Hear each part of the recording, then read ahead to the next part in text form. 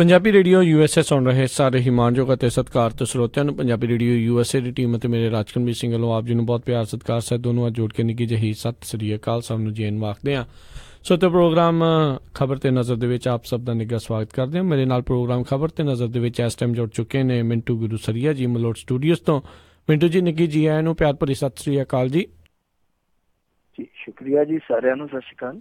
ਸਾਡੇ ਅੱਜ ਦੇ ਇਹ ਪ੍ਰੋਗਰਾਮ ਖਬਰ ਤੇ ਨਜ਼ਰ ਉਸ ਨੂੰ ਸਪਾਂਸਰ ਕਰਦੇ ਨੇ ਖਾਲਸਾ ਇੰਸ਼ੋਰੈਂਸ ਏਜੰਸੀ ਵਾਲੇ, ਜਿਨ੍ਹਾਂ ਦੇ ਕੋਲੋਂ ਤੁਸੀਂ ਹਰ ਇੱਕ ਤਰੀਕੇ ਦੀ ਇੰਸ਼ੋਰੈਂਸ ਕਰਵਾ ਸਕਦੇ ਹੋ।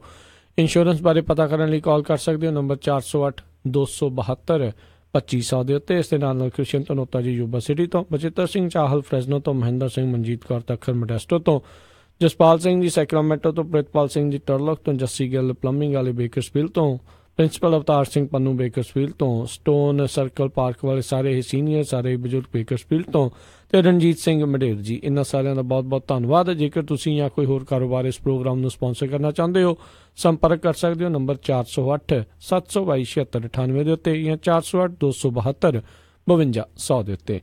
ਮਿੰਟੂ ਜੀ, ਗੱਲਬਾਤ ਦਾ ਸਿਲਸਿਲਾ ਸ਼ੁਰੂ ਕਰਦੇ ਹਾਂ। ਕਹਿੰਦੇ ਹੁਣ ਉਮਾ ਭਾਰਤੀ ਨੇ ਆਪਣੀ ਹੀ ਸਰਕਾਰ ਨੂੰ ਚੇਤਾਵਨੀ ਦਿੱਤੀ ਹੈ। ਦੇਖੋ, ਉਮਾ ਭਾਰਤੀ ਜਨਤਾ ਪਾਰਟੀ ਦੇ ਨਾਲ ਬਹੁਤ ਵਾਰੀ 36 ਦੇ ਅੰਕੜੇ ਲੈ ਚੁੱਕੀ ਹੈ ਪਹਿਲਾਂ ਹੀ। ਉਮਾ ਭਾਰਤੀ ਦਾ ਅੱਜ ਕੱਲ ਜਿਹੜਾ ਵਤੀਰਾ, ਉਹ ਤੋਂ ਲੱਗਦਾ ਕਿ ਉਹਨੇ ਇਤਿਹਾਸ ਨੂੰ ਇੱਕ ਵਾਰ ਫਿਰ ਦੁਹਰਾ ਦੇਣਾ।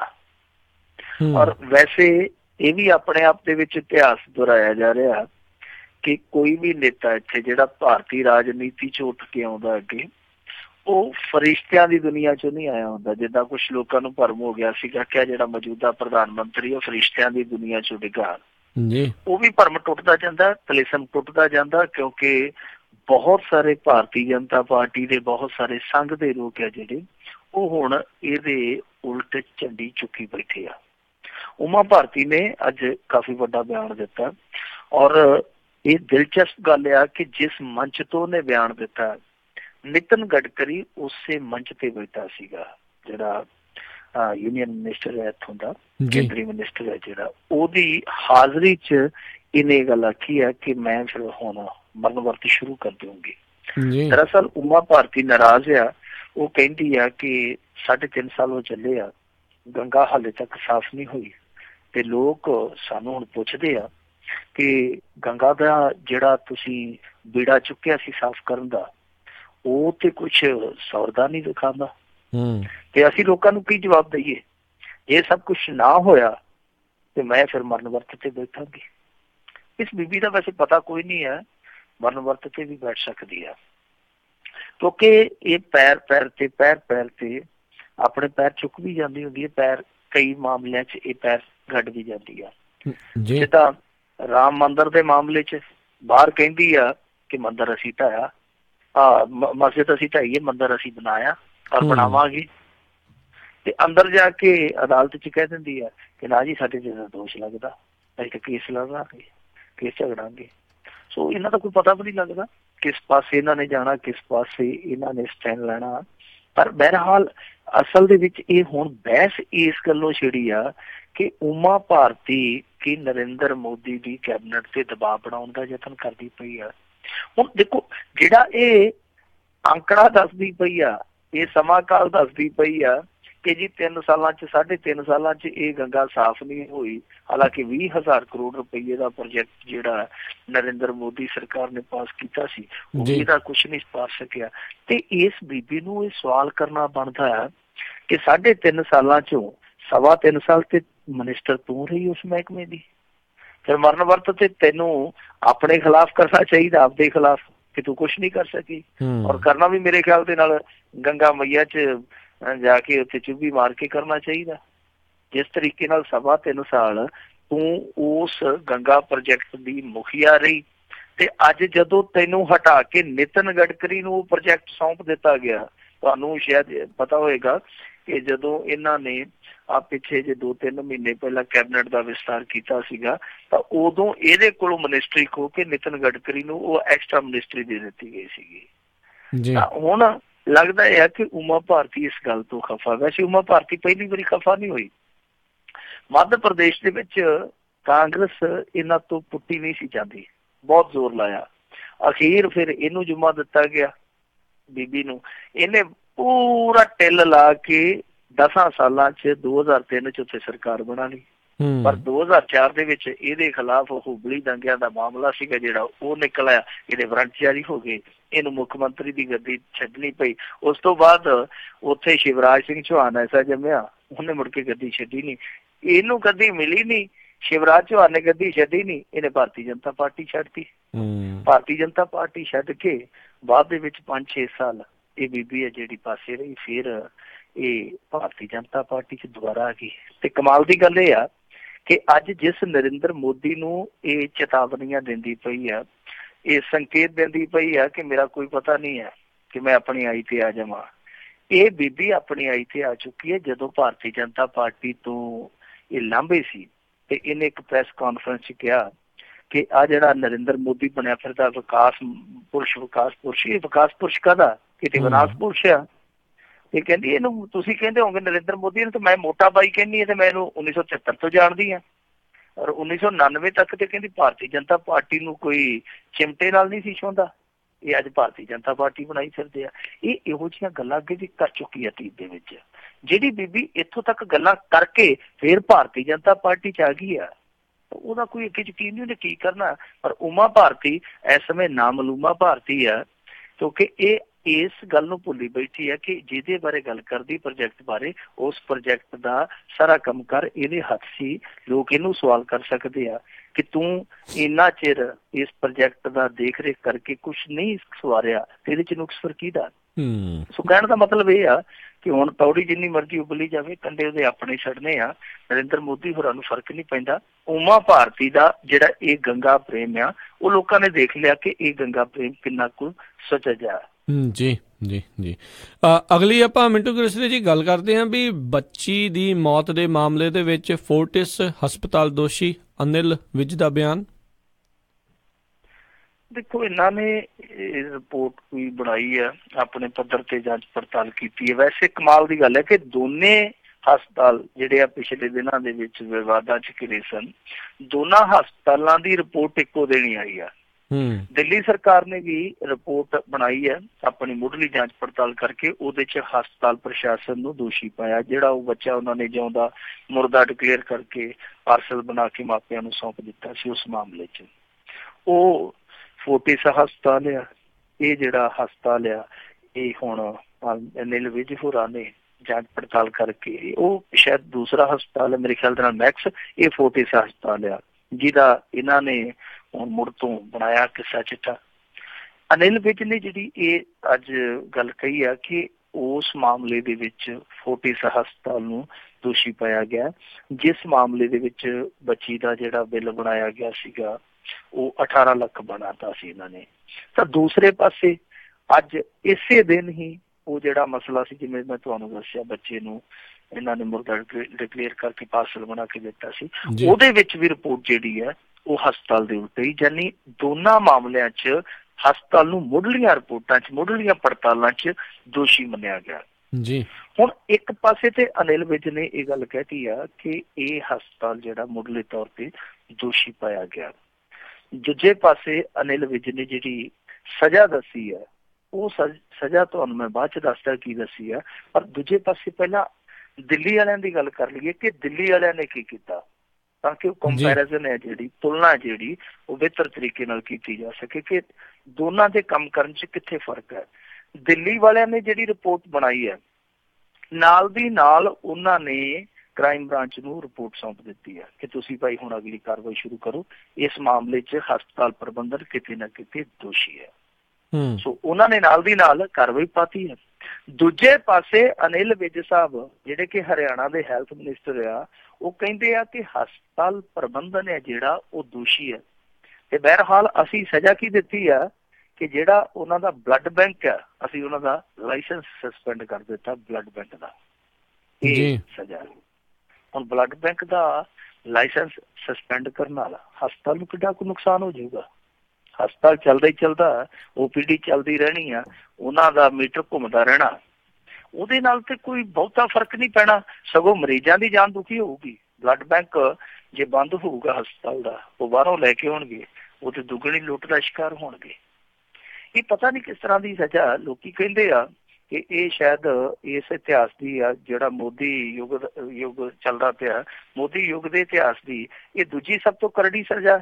ਪਹਿਲੀ ਤੇ ਇਹਨਾਂ ਨੇ ਅੰਬਾਨੀਆਂ ਨੂੰ ਲਾਈ ਸੀਗੀ, ਜਦੋਂ ਉਹਨਾਂ ਨੇ ਚੱਕ ਕੇ ਆਪਣੇ ਬ੍ਰਾਂਡ ਤੇ ਮੋਦੀ ਸਾਹਿਬ ਦੀ ਫੋਟੋ ਲਾਤੀ ਸੀ ਤੇ ਇਹਨਾਂ ਨੇ 500 ਰੁਪਏ ਜੁਰਮਾਨਾ ਠੋਕਤਾ ਸੀ। ਦੂਜੀ ਲੱਗਦਾ ਕਿ ਸਭ ਤੋਂ ਕਰੜੀ ਸਜ਼ਾ ਇਹ ਦਿੱਤੀ ਇਹਨਾਂ ਨੇ ਕਿ ਬਲੱਡ ਬੈਂਕ ਜਿਹੜਾ ਤੁਹਾਡਾ ਉਹ ਸਸਪੈਂਡ ਕਰ ਦਿੰਦੇ ਹਾਂ ਅਸੀਂ।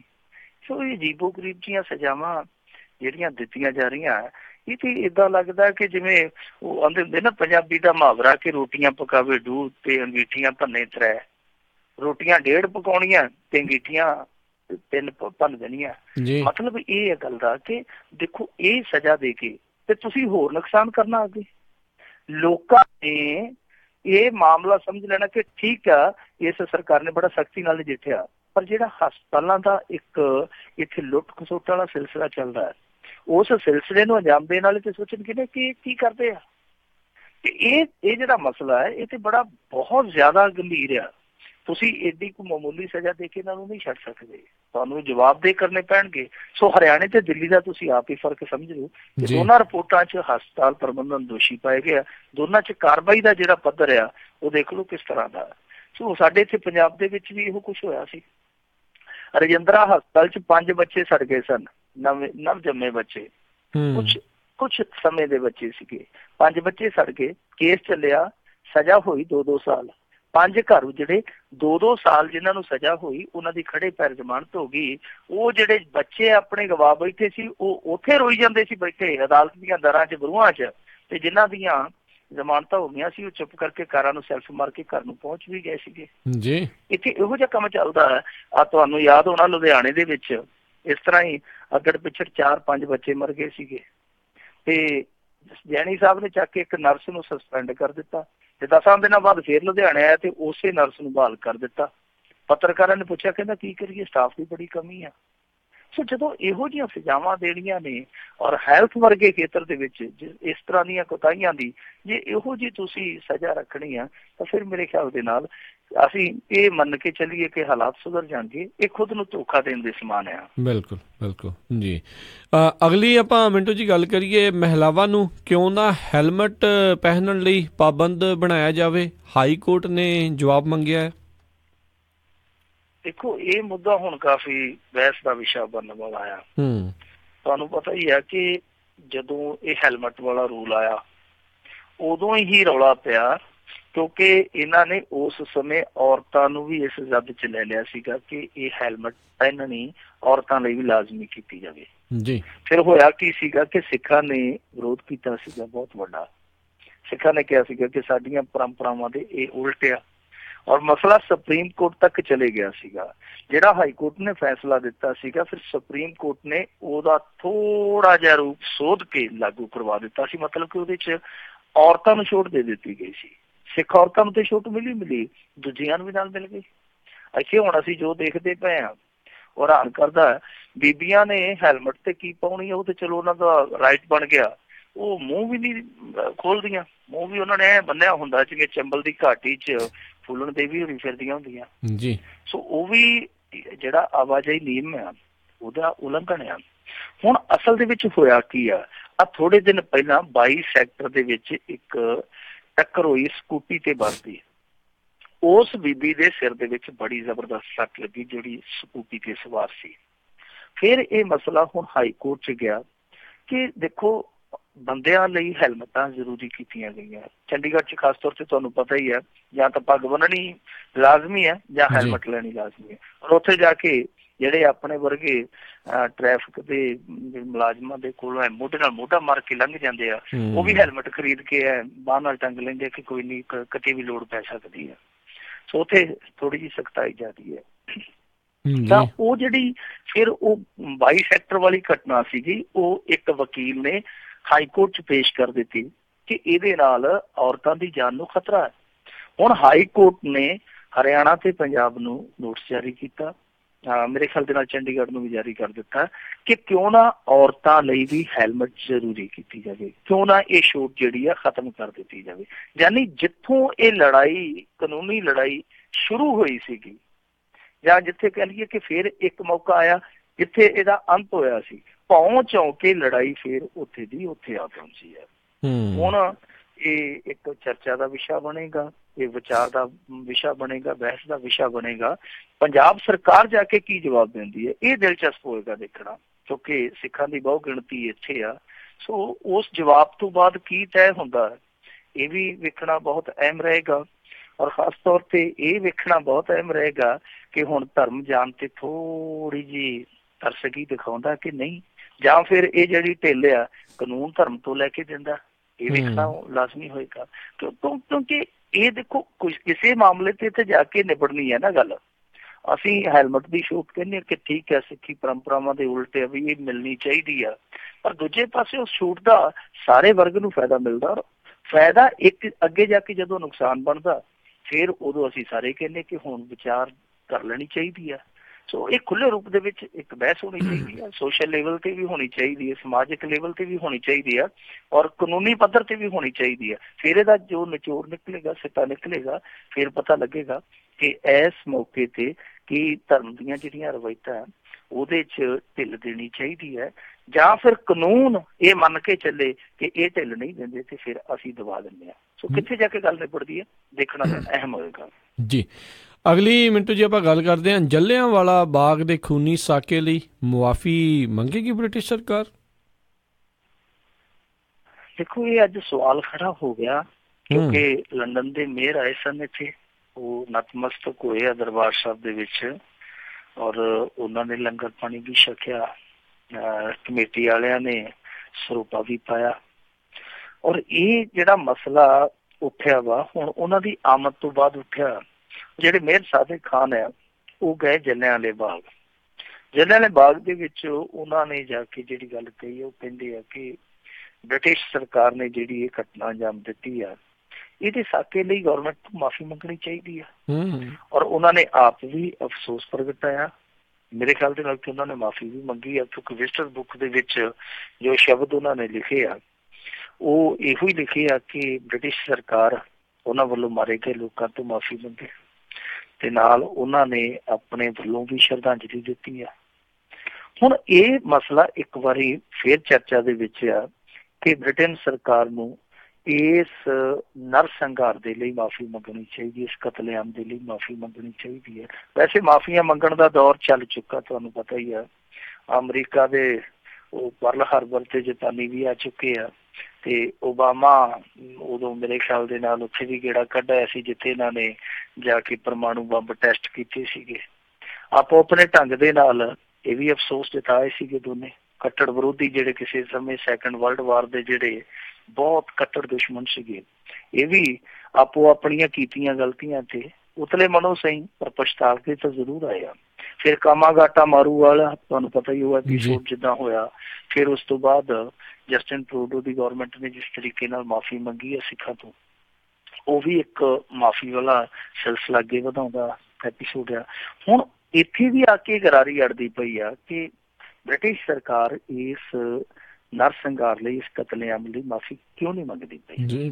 ਔਰ ਜਦੋਂ ਉਹਨਾਂ ਦੇ ਮੇਅਰ ਸਾਹਿਬ ਆ ਕੇ ਇੱਥੇ ਕਹਿੰਦੇ ਆ, ਔਰ ਮੇਅਰ ਹੀ ਨਹੀਂ, ਤੁਹਾਨੂੰ ਯਾਦ ਹੋਣਾ 2014 ਦੇ ਵਿੱਚ ਇਹਨਾਂ ਦੇ ਉਸ ਸਮੇਂ ਦੇ ਪ੍ਰਧਾਨ ਮੰਤਰੀ, ਤਤਕਾਲੀਨ ਪ੍ਰਧਾਨ ਮੰਤਰੀ ਡੇਵਿਡ ਕੈਮਰਨ, ਉਹ ਆਏ ਸੀ ਤਾਂ ਉਹਨਾਂ ਨੇ ਵੀ ਇਸ ਘਟਨਾ ਨੂੰ ਸ਼ਰਮਨਾਕ ਕਰਾਰ ਦਿੱਤਾ ਸੀਗਾ।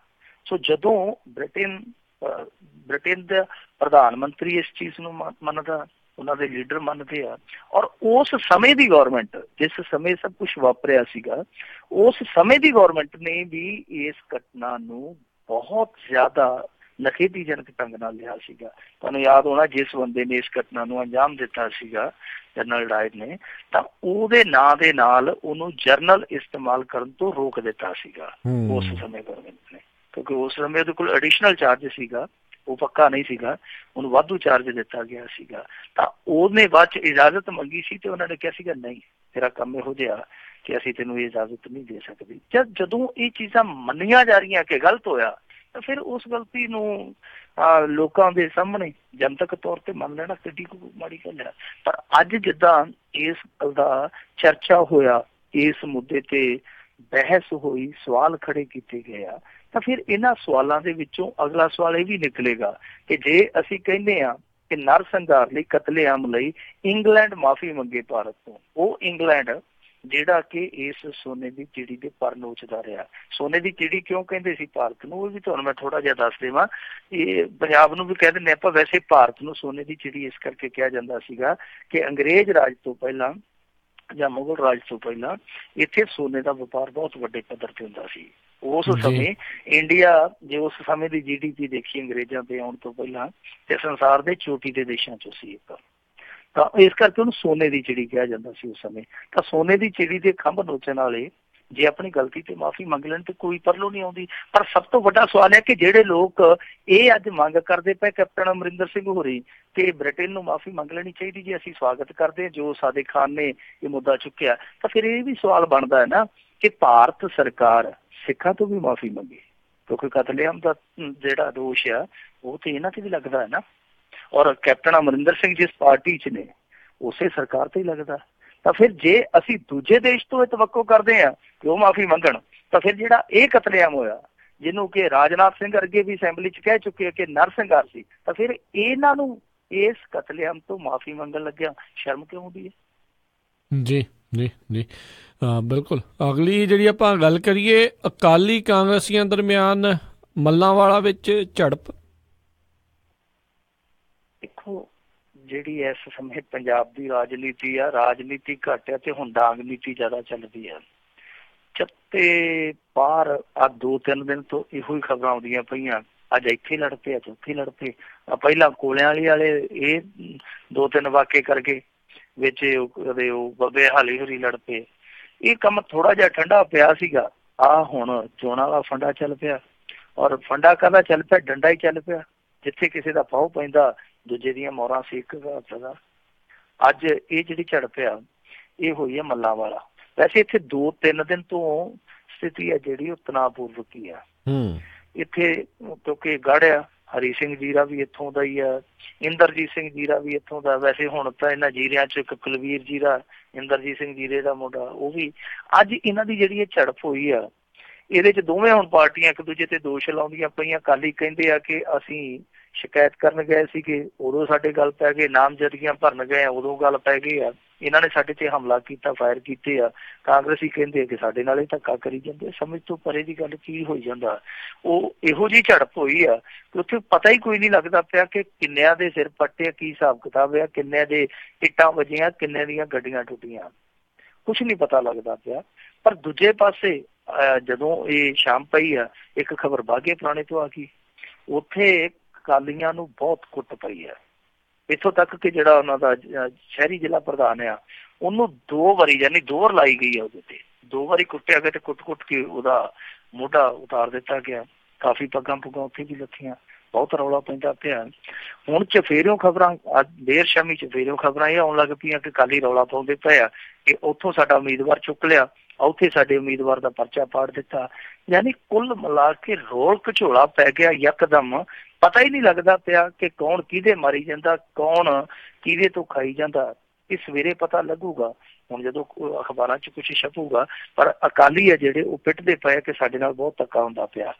ਇੱਥੋਂ ਤੱਕ ਕਿ ਉਹਨਾਂ ਦਾ ਇੱਕ ਡੈਲੀਗੇਸ਼ਨ ਇਹ ਮੰਗ ਕਰਨ ਵੀ ਚਲਾ ਗਿਆ ਚੋਣ ਕਮਿਸ਼ਨ ਕੋਲ ਕਿ 2-3 ਇਲਾਕਿਆਂ 'ਚ, ਖਾਸ ਤੌਰ ਤੇ ਇੱਕ ਘਨੌਰ ਇਲਾਕੇ 'ਚ, ਬਾਘਾ ਪੁਰਾਣਾ ਇਲਾਕੇ 'ਚ, ਮੱਲਾਂਵਾਲਾ ਇਲਾਕੇ 'ਚ ਇਹ ਚੋਣ ਜਿਹੜੀ ਹੈ ਇਹ ਰੱਦ ਕਰ ਦਿੱਤੀ ਜਾਵੇ ਕਿਉਂਕਿ ਸਾਡੇ ਨਾਲ ਬਹੁਤ ਧੱਕਾ ਹੋਇਆ।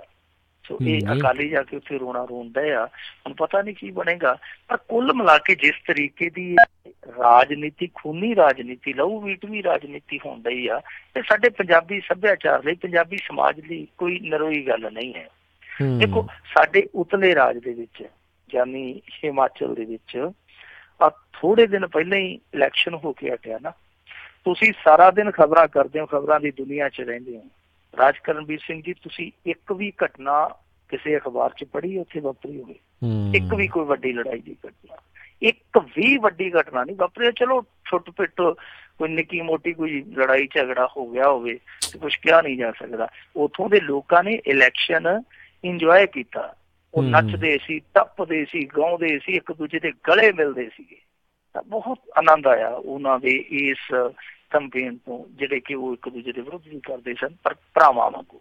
ਮੇਰੇ ਖਿਆਲ ਦੇ ਨਾਲ ਸਾਡੇ ਪੰਜਾਬੀਆਂ ਨੂੰ ਉੱਥੋਂ ਸਿੱਖਿਆ ਲੈਣੀ ਚਾਹੀਦੀ ਆ ਜਿਹੜੀ ਰਾਜਨੀਤੀ ਇਹ ਕਰਦੇ ਪਏ ਆ, ਇਹ ਰਾਜਨੀਤੀ ਤੇ ਚੌਧਰ ਦੀ ਪੱਗ ਜੇ ਖੂਨ ਦੇ ਰੰਗ 'ਚ ਰੰਗ ਕੇ ਚੌਧਰ ਦੀ ਪੱਗ ਲਈ ਜਾਈ ਤਾਂ ਮੇਰੇ ਖਿਆਲ ਦੇ ਨਾਲ ਇਹ ਚੰਗੀ ਗੱਲ ਨਹੀਂ, ਕਿਉਂਕਿ ਉਹ ਜਿਹੜੀ ਰੱਤ ਆ ਉਹ ਬੇਸ਼ੱਕ ਤੁਸੀਂ ਇਹ ਮੰਨ ਕੇ ਚੱਲੋ ਕਿ ਸਾਡਾ ਵਿਰੋਧੀ ਪਾਰਟੀ ਵਾਲਾ ਜਿਹਦੀ ਇਹ ਰੱਤ ਲੱਗੀ ਹੈ ਸਾਡੀ ਚੌਧਰ ਦੀ ਪੱਗ ਤੇ, ਨਹੀਂ ਉਹ ਤੁਹਾਡਾ ਸਿਆਸੀ ਵਿਰੋਧੀ ਹੋ ਸਕਦਾ, ਪਰ ਪੰਜਾਬੀਅਤ ਦੇ ਰਿਸ਼ਤੇ ਦੇ ਨਾਲ ਉਹ ਤੁਹਾਡਾ ਭੈਣ ਭਾਈ ਹੈ।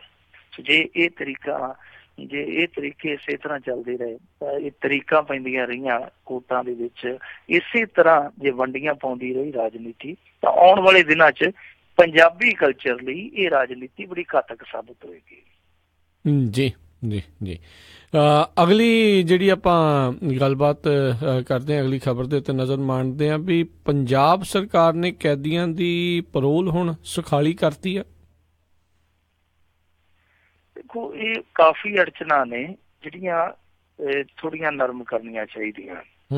2-3 ਸਮੱਸਿਆਵਾਂ ਪੰਜਾਬ ਦੇ ਕੈਦੀਆਂ ਨੂੰ ਬਹੁਤ ਜ਼ਿਆਦਾ ਆਉਂਦੀਆਂ। ਇੱਕ ਤੇ ਪੈਰੋਲ ਦੀ ਸਮੱਸਿਆ। ਪੈਰੋਲ ਦੀ ਕੀ ਸਮੱਸਿਆ ਕਿ ਜੇ ਤੇ ਕੋਈ ਤਕੜਾ ਬੰਦਾ ਉਹਦੀ ਛੁੱਟੀ 4 ਮਹੀਨਿਆਂ ਬਾਅਦ ਚੱਲਦੀ ਹੈ, 5 ਮਹੀਨਿਆਂ ਬਾਅਦ ਤੁਰਦੀ ਹੈ, ਮਤਲਬ ਕਿ ਸਜ਼ਾ ਹੋ ਗਈ ਕਿਸੇ ਨੂੰ, ਉਹ 4-5 ਮਹੀਨਿਆਂ ਬਾਅਦ ਛੁੱਟੀ ਤੁਰਦਾ, ਉਹਦੀ ਛੁੱਟੀ ਤੇ ਭਮੀਰੀ ਵਾਂਗੂ ਘੁੰਮਦੀ ਆਉਂਦੀ ਹੈ। ਕਿਉਂ? ਜੇ ਉਹ ਡਿਪਟੀ ਕਮਿਸ਼ਨਰ ਕੋਲ ਗਈ ਤੇ ਉੱਥੇ ਵੀ ਟੈਲੀਫੋਨ ਵੱਜ ਜਾਣਾ ਕਿ ਡਿਪਟੀ ਸਾਹਿਬ ਮਾੜਾ ਜਿਹਾ ਜਲਦੀ ਕਰਿਓ। ਜੇ SSP ਕੋਲ ਗਈ ਤੇ ਉੱਥੇ ਤੇ ਪਹਿਲਾਂ ਹੀ ਬੰਦਾ ਬੈਠਿਆ ਹੋਣਾ। ਉਹ ਜੇ ਥੱਲੇ ਆਈ DSP ਕੋਲ ਤੇ ਉਹਨੇ ਤਾਂ ਫਿਰ ਕੋਈ ਟੈਲੀਫੋਨ ਕਰਨ ਦੀ ਲੋੜ ਹੀ ਨਹੀਂ ਪੈਣੀ, ਕਿਉਂਕਿ ਉਹਨੂੰ ਪਤਾ ਲੱਗ ਜਾਂਦਾ ਕਿ ਬੰਦੇ ਸਾਹਿਬ ਦੇ ਆ। ਉਹ DSP ਆਪ ਹੀ ਅਗਲੇ ਦੇ ਘਰੇ ਚਲਾ ਜਾਂਦਾ, ਸਾਰਾ ਕੰਮ ਨਿਬੇੜ ਕੇ ਆਪ ਹੀ ਰਿਪੋਰਟ ਉੱਤੇ ਨਹੀਂ ਤੋੜ ਦਿੰਦਾ। ਯਾਨੀ ਉਹ ਚਿੱਠੀ ਆ ਜਿਹੜੀ ਉਹ ਚੁਟਕੀਆਂ ਚ ਆਉਂਦੀ ਆ ਤੇ ਜੇ ਕੋਈ ਮਾਤੜ ਤੋਰੇ ਉਹ ਵਿਚਾਰਾ ਉੱਥੇ ਰਿਮਾਈਂਡਰ ਘੱਲਦਾ ਪਿੱਛੇ ਨਾ ਉਹ ਥੱਕ ਜਾਂਦਾ ਹੈ ਬਜੰਦਰਾ। ਉਹ ਜਦੋਂ ਉਹਨੂੰ ਛੁੱਟੀ ਮੁੜ ਕੇ ਆਉਂਦੀ ਉਦੋਂ ਨੂੰ ਉਹਦੀ ਛੁੱਟੀ ਹੋਣ ਵਾਲੀ ਹੋ ਜਾਂਦੀ ਆ, ਉਹਦੀ ਪੱਕੀ ਛੁੱਟੀ ਹੋਣ ਵਾਲੀ ਹੋ ਜਾਂਦੀ ਹੈ। ਸੋ ਇਹ ਸਮੱਸਿਆ ਹੁਣ ਇਹਨਾਂ ਨੇ ਇਸ ਸਮੱਸਿਆ ਦੀ ਨਿਵਰਤੀ ਕੀਤੀ ਹੈ। ਇਹਨਾਂ ਨੇ ਕੀ ਕੀਤਾ ਕਿ ਇੱਕ ਤੇ ਇਹ ਆਖਿਆ ਕਿ ਜਿਹੜਾ ਬੰਦਾ 5 ਪੈਰੋਲ ਕਰ ਚੁੱਕਾ, ਮਤਲਬ 5 ਪੈਰੋਲ ਦਾ ਉਹਦਾ ਰਿਕਾਰਡ ਸਹੀ ਹੈ। ਵੈਸੇ ਸਾਲ ਦੇ ਵਿੱਚ 2 ਪੈਰੋਲ ਹੁੰਦੀ ਆ, ਉਹ ਕਹਿੰਦੇ ਆ ਕਿ 5 ਪੈਰੋਲ ਜਿਹੜਾ ਕੱਟ ਚੁੱਕਾ। 2 ਪੈਰੋਲ ਸਾਲ 'ਚ ਪੱਕੀਆਂ ਹੁੰਦੀਆਂ, ਐਮਰਜੈਂਸੀ ਛੁੱਟੀ ਵੱਖਰੀ ਹੁੰਦੀ ਹੈ। ਮੰਨ ਲਓ ਕੋਈ ਮਰਗ ਹੋ ਗਈ ਜਾਂ ਸ਼ਾਦੀ ਹੈ, ਉਹ ਐਮਰਜੈਂਸੀ ਛੁੱਟੀ ਕਿੰਨੀ ਵੀ ਹੋ ਸਕਦੀ ਹੈ। ਵੈਸੇ 2 ਪੈਰੋਲ ਪੱਕੀਆਂ ਹੁੰਦੀਆਂ ਸਾਲ 'ਚ।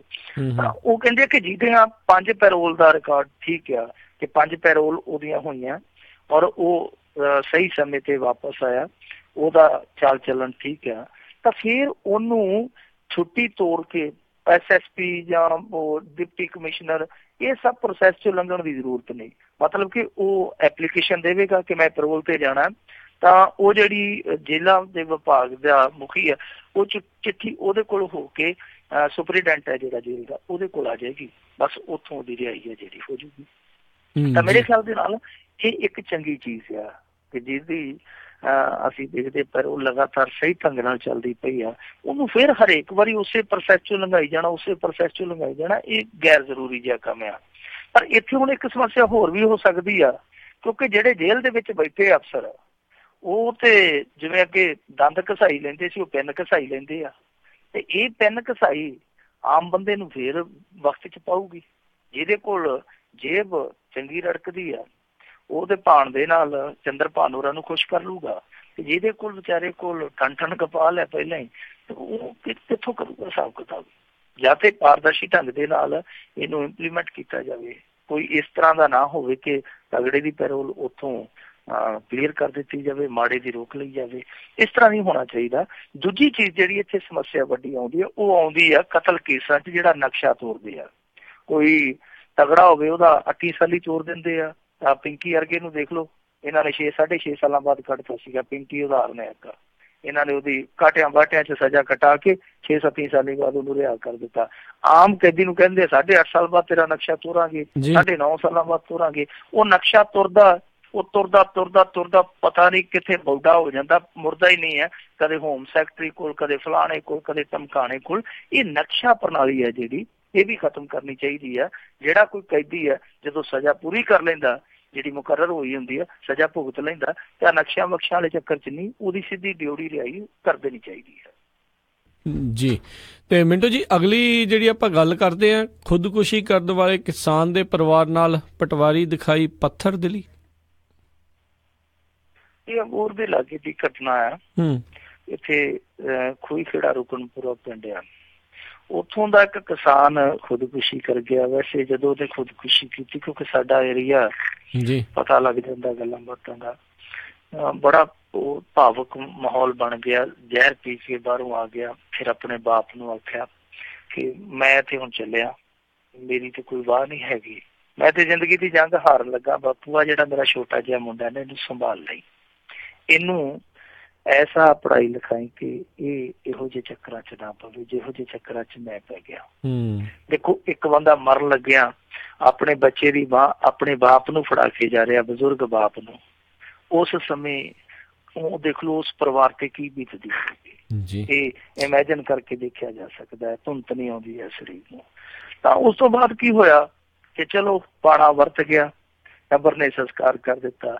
ਇਹ ਜਿਹੜਾ ਖੁਦਕੁਸ਼ੀ ਵਾਲਾ ਕੇਸ ਬਣਦਾ ਕਿ ਮੁਆਵਜ਼ਾ ਦਿੱਤਾ ਜਾਂਦਾ ਪਰਿਵਾਰ ਨੂੰ, ਉਹ ਬਣਾਉਂਦੇ ਆ ਪਟਵਾਰੀ। ਪਟਵਾਰੀ ਸ਼ੁਰੂ ਕਰਦੇ ਆ ਸਾਰੇ ਪ੍ਰੋਸੈਸ ਨੂੰ। ਤਾਂ ਜਿਹੜਾ ਉੱਥੋਂ ਦਾ ਪਟਵਾਰੀ ਸੀ ਹੰਸਰਾਜ, ਉਹ ਉਹਨਾਂ ਨੂੰ ਟੈਲੀਫੋਨ ਕਰਕੇ ਕਹਿੰਦਾ, ਦੇਖੋ ਜਿੱਦਣ ਸੰਸਕਾਰ ਹੋਇਆ ਉਸ ਤੋਂ ਕੁਛ ਘੰਟਿਆਂ ਬਾਅਦ ਹੀ ਕਹਿੰਦਾ ਵੀ ਐ ਕਰੋ ਸਾਰੇ ਇੱਥੇ ਮੇਰੇ ਕੋਲ ਆ ਜਾਓ, ਹੁਣ ਤੁਹਾਡੀ ਫਾਈਲ ਬਣਾ ਦਈਏ। ਉਹ ਕਹਿੰਦੇ ਕਮਾਲ ਦੀ ਗੱਲ, ਅਸੀਂ ਤੇ ਫੁੱਲ ਨਹੀਂ ਚੁਗੇ ਹਾਲੇ, ਅਸੀਂ ਕਿੱਦਾਂ ਆ ਜਾਈਏ? ਉਹ ਕਹਿੰਦਾ ਮੈਨੂੰ ਨਹੀਂ ਪਤਾ, ਜੇ ਤੁਸੀਂ ਅੱਜ ਨਾ ਆਏ ਤੇ ਫਿਰ ਫਾਈਲ ਹੀ ਤੁਹਾਡੀ ਬਣਨੀ। ਉਹਨਾਂ ਆਖਿਆ ਕਮਾਲ ਦੀ ਗੱਲ ਹੈ। ਉਹਨਾਂ ਨੇ ਸਾਰਾ ਕੁਛ ਛੱਡਿਆ, ਉੱਥੇ ਮੋਹਤਬਰ ਬੰਦੇ ਲਏ, ਉਹ ਪਟਵਾਰਖਾਨੇ ਚ ਆ ਗਏ, ਤਹਿਸੀਲ ਚ ਆ ਗਏ, ਪਰ ਉੱਥੇ ਫਿਰ ਰੌਲਾ ਪੈ ਗਿਆ। ਇਹ ਕੀ ਚੱਕਰ ਆ, ਤੂੰ ਕਮਾਲ ਦਾ ਬੰਦਾ, ਉਹਨਾਂ ਦਾ ਸੇਵਾ ਲਈ ਠੰਡਾ ਹੱਲੇ ਹੋਇਆ ਤੇ ਤੂੰ ਉਹਨਾਂ ਨੂੰ ਕਹੀ ਜਾਂਦਾ ਕਿ ਫਾਈਲ ਬਣਾਉਣੀ, ਜੇ ਅੱਜ ਨਾ ਬਣੀ ਤੇ ਮੁੜ ਕੇ ਬਣਨੀ ਨਹੀਂ। ਇਹ ਕੀ ਪਰਲੋ ਆ ਜਾਣੀ ਹੈ, ਮੁੜ ਕੇ ਤੇਰਾ ਦਫ਼ਤਰ ਹੈ ਜਿਹੜਾ ਉਹ ਹੜਾਂ ਚ ਹੜਿਆ ਜਾਣਾ, ਇਹਦੀਆਂ ਫਾਈਲਾਂ ਰੁੜ ਜਾਣਗੀਆਂ, ਇੱਥੇ ਹੀ ਆ ਸਾਰਾ ਕੁਛ ਜੀ। ਸੋ ਉਸ ਬੰਦੇ ਨੂੰ ਫਿਰ ਬੜੀ ਲੱਜਾ ਆਈ, ਬੜੀ ਸ਼ਰਮ ਆਈ ਆ। ਵੈਸੇ ਉਹ ਕਹਿੰਦਾ ਕਿ ਜੀ ਮੇਰੀ ਮਨਸ਼ਾ ਨਹੀਂ ਸੀ ਕੋਈ ਗਲਤ, ਮੈਂ ਤੇ ਵੈਸੇ ਇਹਨਾਂ ਨੂੰ ਸੱਦ ਲਿਆ ਕਿ ਵੇਲੇ ਸਿਰ ਕੰਮ ਕਰ ਦਈਏ। ਪਰ ਜਦੋਂ ਉਹਨੂੰ ਪੁੱਛਿਆ ਗਿਆ ਕਿ ਉਹਦਾ ਤਾਂ ਹਾਲੇ ਸੰਸਕਾਰ ਹੈ ਜਿਹੜਾ ਕੁਛ ਘੰਟੇ ਪਹਿਲਾਂ ਹੋਇਆ, ਇੰਨੀ ਤੈਨੂੰ ਕਾਹਲੀ ਮਚਾਉਣ ਦੀ ਕੀ ਲੋੜ ਸੀ? ਤੇ ਫਿਰ ਉਹਨੂੰ ਕੋਈ ਜਵਾਬ ਨਹੀਂ ਔੜਿਆ ਉਸ ਪਟਵਾਰੀ ਨੂੰ, ਉਹ ਚੁੱਪਚਾਪ ਉੱਥੋਂ ਚਲੇ ਗਿਆ। ਪਰ ਜਿਸ ਤਰੀਕੇ ਦੀ ਉਹਨੇ ਇਹ ਸੰਵੇਦਨਹੀਣਤਾ ਵਿਖਾਈ ਆ, ਜਿਸ ਤਰੀਕੇ ਦੇ ਨਾਲ ਉਹਨੇ ਇਹ ਜਿਹੜੀ ਗੈਰ ਇਖਲਾਕੀ ਜੀ ਗੱਲ ਕੀਤੀ ਆ, ਇਹ ਤੋਂ ਇਹ ਵੀ ਪਤਾ ਲੱਗਦਾ ਕਿ ਇੱਕ ਕੇਸ ਤੇ ਚਲੋ ਸਾਡੇ ਸਾਹਮਣੇ ਆ ਗਿਆ ਤੇ ਪਟਵਾਰੀ ਨੂੰ ਸ਼ਰਮਿੰਦਾ ਵੀ ਹੋਣਾ ਪਿਆ, ਹੋ ਸਕਦਾ ਉਹਦੇ ਚ ਕੋਈ ਕਾਰਵਾਈ ਵੀ ਹੋ ਜਾਵੇ। ਪਰ ਜਿਹੜੇ ਕੇਸ ਏਦਾਂ ਦੇ ਸਾਡੇ ਇੱਥੇ ਨਿਰੰਤਰ ਹੁੰਦੇ ਰਹਿੰਦੇ ਆ, ਉਹਨਾਂ ਮਾਮਲਿਆਂ ਚ ਇਸ ਤਰ੍ਹਾਂ ਦੀਆਂ ਦਿੱਕਤਾਂ ਤੇ ਦੂਜੇ ਪਰਿਵਾਰਾਂ ਨੂੰ ਵੀ ਆਉਂਦੀਆਂ ਹੋਣਗੀਆਂ। ਇੱਕ ਪਾਸੇ ਉਹਨਾਂ ਨੂੰ ਵਿਯੋਗ ਆ, ਬੜਾ ਆਪਣੇ ਗਮਗੀਨ ਮਾਹੌਲ ਦੇ ਵਿੱਚ ਉਹਨਾਂ ਨੂੰ ਵਿਚਰਨਾ ਪੈ ਰਿਹਾ, ਤੇ ਦੂਜੇ ਪਾਸੇ ਇਹੋ ਜਿਹੇ ਲੋਕ ਵੀ ਹੋਣਗੇ ਕਿ ਆਓ ਭਾਈ ਆਹ ਕੰਮ ਨਿਬੇੜੋ। ਤੇ ਕਈ ਦੇ ਵਿੱਚ ਇਹੋ ਜਿਹੇ ਵੀ ਹੋਣਗੇ ਜਿਹੜੇ ਕਹਿੰਦੇ ਹੋਣੇ ਆ ਕਿ ਫਾਈਲ ਨੂੰ ਟਾਇਰ ਲਾ ਦਿਓ ਮਾੜੇ ਜੀ, ਭਾਵੇਂ ਕੋਈ ਗੱਲ ਨਹੀਂ ਤੁਹਾਡੇ ਨਾਲ ਬਹੁਤ ਕਹਿਰ ਹੋਇਆ, ਪਰ ਕੀ ਕਰੀਏ ਅੱਗੇ ਫਾਈਲ ਤੁਰਦੀ ਨਹੀਂ ਜੇ ਟਾਇਰ ਨਹੀਂ ਲਾਓਗੇ। ਤਾਂ ਇਹ ਸਭ ਕੁਛ ਇਹਦਾ ਮਤਲਬ ਜਿਹੜਾ ਉਹ ਇਹਨਾਂ ਖੁਦਕੁਸ਼ੀ ਕੇਸਾਂ ਚ ਵੀ ਚੱਲਦਾ ਹੈ। ਪਰ ਇਹੋ ਜਿਹੇ ਲੋਕ ਆ ਜਿਹੜੇ ਕਿ ਮੁਰਦਿਆਂ ਨੂੰ ਖਾਣ ਵਾਲੇ ਆ, ਜਾਂ ਜਿਹੜੇ ਦੁਖੀਆਂ ਨੂੰ ਦੁਖਿਆਉਣ ਵਾਲੇ ਲੋਕ ਆ, ਇਹਨਾਂ ਨੂੰ ਯਾਦ ਕਰਨਾ ਚਾਹੀਦਾ ਕਿ ਇਸ ਤਰ੍ਹਾਂ ਦੀਆਂ ਘਟਨਾਵਾਂ ਤੁਹਾਡੇ ਨਾਲ ਵੀ ਹੋ ਸਕਦੀਆਂ। ਬਾਕੀ ਕਿਸੇ ਨੇ ਕਿਹਾ ਸੀਗਾ ਕਿ ਜਿन्हें महसूस इंसानों के रंजो गम नहीं होते वो इंसान भी हरगज पत्थरों से कम नहीं होते। ਜੇ ਤੁਹਾਨੂੰ ਕਿਸੇ ਦੇ ਰੰਜੋ ਗਮ ਦਾ ਖਿਆਲ ਨਹੀਂ ਹੈ ਤਾਂ ਤੁਸੀਂ ਇਨਸਾਨ ਤੇ ਪੱਥਰ ਪ੍ਰਾਨ ਦੋਵਾਂ ਦੇ ਵਿਚਲਾ ਫਰਕ ਹੈ ਜਿਹੜਾ ਮਿਟਾ ਬੈਠੇ ਹੋ। ਜੀ ਜੀ ਬਿਲਕੁਲ। ਤੇ ਮਿੰਟੋ ਜੀ ਜਾਂਦੇ ਜਾਂਦੇ ਖੇਡ ਸੰਸਾਰ ਦੀਆਂ ਕੁਛ ਜਿਹੜੀਆਂ ਜੀ ਹਾਈਲਾਈਟਸ ਦੱਸ ਦਿਓ, ਕੀ ਸਰਗਰਮੀਆਂ ਨੇ? ਜੀ ਖੇਡ ਸੰਸਾਰ ਦੇ ਵਿੱਚ ਇਸ ਸਮੇਂ ਸਭ ਤੋਂ ਵੱਡੀ ਖਬਰ ਇਹ ਆ ਰਹੀ ਆ ਕਿ ਭਾਰਤ ਨੇ ਸੰਸਾਰ ਹਾਕੀ ਲੀਗ ਦੇ ਕੁਆਟਰ ਫਾਈਨਲ ਮੈਚ ਦੇ ਵਿੱਚ ਬੈਲਜੀਅਮ ਨੂੰ ਹਰਾ ਦਿੱਤਾ। ਕਿਆ ਬਾਤ ਹੈ। ਬੈਲਜੀਅਮ ਬੜੀ ਸਟਰੋਂਗ ਟੀਮ ਆ। ਇਸ ਸਮੇਂ ਜਿੰਨੀਆਂ ਵੀ ਟੀਮਾਂ ਨੇ ਚੋਟੀ ਦੀਆਂ ਸੰਸਾਰ ਦੀਆਂ 4-5, ਉਹਨਾਂ ਚੋਂ ਇਹ ਟੀਮ ਸਭ ਤੋਂ ਖਤਰਨਾਕ ਮੰਨੀ ਜਾਂਦੀ ਹੈ। ਬੈਲਜੀਅਮ ਤੀਜੇ ਨੰਬਰ ਤੇ ਵੈਸੇ ਇਹਦੀ ਦਰਜਾਬੰਦੀ ਹੈ, ਪਰ ਤੀਜੇ ਨੰਬਰ ਤੇ ਨਹੀਂ, ਇਹ ਗੇੜਾ ਵੱਡੇ ਨੂੰ ਵੀ ਖਵਾ ਦਿੱਤੀ ਹੈ। ਇਸ ਟੀਮ ਨੂੰ ਹਰਾਉਣਾ, ਮੈਚ ਤੇ ਵੈਸੇ ਬਹੁਤ ਫਸ ਕੇ ਹੋਇਆ, 3-3 ਨਾਲ ਮੈਚ ਪਹਿਲਾਂ ਇਹਨਾਂ ਦਾ ਡਰਾਅ ਰਿਹਾ। ਮਿੱਥੇ ਸਮੇਂ ਚ 4 ਕੁਆਟਰ ਜਿਹੜੇ ਇਹਨਾਂ ਨੇ ਖੇਡੇ ਆ, ਭਾਰਤ ਇੱਕ ਵੇਲੇ 2-0 ਨਾਲ ਅੱਗੇ ਸੀ, ਪਰ ਉਹਨਾਂ ਨੇ ਧੜਾ-ਧੜ ਗੋਲ ਠੋਕੇ 2, ਫਿਰ ਬਰੋਬਰ ਹੋ ਗਏ। ਭਾਰਤ ਨੇ ਫੇਰ ਤੀਜਾ ਗੋਲ ਦਾਗ ਦਿੱਤਾ, ਉਹਨਾਂ ਨੇ ਫੇਰ ਤੀਜਾ ਕਰ ਦਿੱਤਾ। ਮਿੱਥੇ ਸਮੇਂ ਤੱਕ ਇਹ 3-3 ਤੇ ਬਰਾਬਰ ਰਹੇ, ਪਰ ਜਦੋਂ ਪੈਨਲਟੀ ਸ਼ੂਟ ਆਊਟ ਹੋਇਆ, ਉਸ ਪੈਨਲਟੀ ਸ਼ੂਟ ਆਊਟ ਦੇ ਵਿੱਚ ਵੀ ਇਹ 2-2 ਗੋਲਾਂ ਦੇ ਨਾਲ ਬਰਾਬਰ ਰਹੇ। ਤਾਂ ਫਿਰ ਹੋਇਆ ਕਿ ਇੱਕ ਜਿਹੜਾ ਐਕਸਟਰਾ ਪੈਨਲਟੀ ਸ਼ਾਟ ਦਿੱਤਾ ਗਿਆ, ਉਸ ਪੈਨਲਟੀ ਸ਼ੂਟ ਦੇ ਵਿੱਚ ਜਿਹੜਾ ਮੁੰਡਾ ਸਾਡੇ ਇੱਥੋਂ ਦਾ ਪੰਜਾਬ ਦਾ ਹਰਮਨਦੀਪ, ਉਸ ਮੁੰਡੇ ਨੇ ਸ਼ਾਟ ਲਾ ਦਿੱਤਾ ਤੇ ਗੋਲੀ ਨੇ ਜਿਹੜਾ ਉਧਰਲਾ ਸ਼ਾਟ ਸੀਗਾ ਉਹ ਬਚਾ ਲਿਆ। ਸੋ ਇਹ ਇੱਕ ਬਹੁਤ ਵੱਡਾ ਫਸਵਾਂ ਮੈਚ ਸੀਗਾ। ਉਸ ਵੱਡੇ ਮੈਚ ਦੇ ਵਿੱਚ ਭਾਰਤ ਦੀ ਜਿਹੜੀ ਜਿੱਤ ਆ ਉਹ ਇਹਨਾਂ ਨੂੰ ਸੈਮੀਫਾਈਨਲ 'ਚ ਬੂਸਟ ਕਰੇਗੀ। ਸੋ ਉਮੀਦ ਕੀਤੀ ਜਾ ਸਕਦੀ ਹੈ ਕਿ ਸ਼ਾਇਦ ਭਾਰਤ ਇੱਥੇ ਇਤਿਹਾਸ ਸਿਰਜ ਸਕਦਾ। ਵੈਸੇ ਇਹਨਾਂ ਨੇ 2015 'ਚ ਚੈਂਪੀਅਨਸ ਟਰਾਫੀ 'ਚ ਤੀਜਾ ਸਥਾਨ ਹਾਸਿਲ ਕਰਕੇ ਬਹੁਤ ਵੱਡੀ ਉਮੀਦ ਜਗਾਈ ਸੀ, ਪਰ ਜਿਸ ਤਰੀਕੇ ਨਾਲ ਇਹ ਹੁਣ ਮੁੰਡੇ ਖੇਡਦੇ ਪਏ ਆ ਲੱਗਦਾ ਕਿ ਕੋਈ ਨਾ ਕੋਈ ਮਾਰਕਾ ਮਾਰ ਜਾਣਗੇ। ਜੀ ਜੀ ਜੀ, ਤੇ ਬਹੁਤ ਬਹੁਤ ਧੰਨਵਾਦ ਮਿੰਟੂ ਜੀ, ਤੁਸੀਂ ਸਾਡੇ ਨਾਲ ਜੁੜੇ ਇਹਨਾਂ ਖਬਰਾਂ ਬਾਰੇ ਸਾਨੂੰ ਵਿਸਤਾਰ 'ਚ ਜਾਣਕਾਰੀ ਦਿੱਤੀਆਂ। ਅਗਲੀ ਵਾਰ ਤੱਕ ਲਈ ਤੁਹਾਨੂੰ ਸਾਰਿਆਂ ਨੂੰ ਬਹੁਤ ਬਹੁਤ ਪਿਆਰ ਭਰੀ ਸਤਿ ਸ਼੍ਰੀ ਅਕਾਲ ਜੀ।